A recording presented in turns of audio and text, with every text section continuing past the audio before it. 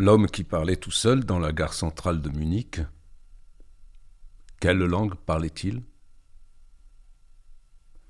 Quelle langue parlent-ils, ceux qui se perdent ainsi dans les couloirs des gares ferroviaires la nuit, quand plus aucun kiosque ne vend ni journaux, ni café? L'homme de Munich ne m'a rien demandé. Il n'avait même pas l'air de quelqu'un qui a besoin de quelque chose. C'est-à-dire qu'il avait l'air d'un homme parvenu à cet état ultime qui est celui de ceux qui n'ont même plus besoin d'eux-mêmes. Cependant, il m'a parlé. Dans une langue sans correspondance avec quelque langage que ce soit, parmi ceux qui peuvent exprimer une émotion ou un sentiment, se limitant à une suite de sons dont la nuit contrariait la logique.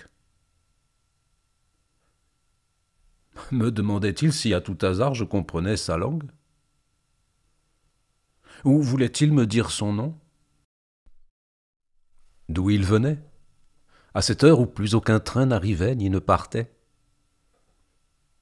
S'il m'avait dit cela, je lui aurais répondu que moi aussi je n'attendais personne, ni ne prenais congé de personne, dans ce coin d'une gare allemande.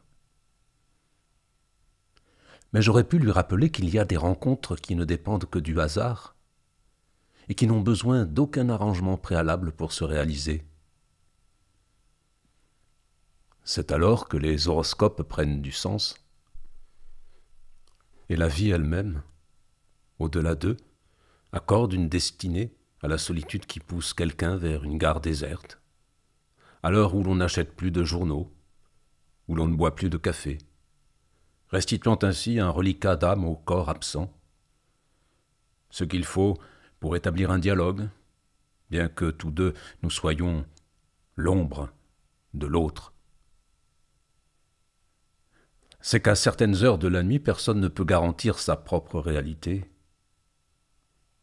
ni même quand l'autre, que j'étais, a été le témoin de toute la solitude du monde, que l'on traîne dans une déambulation de phrases sans aucun sens, dans une gare morte.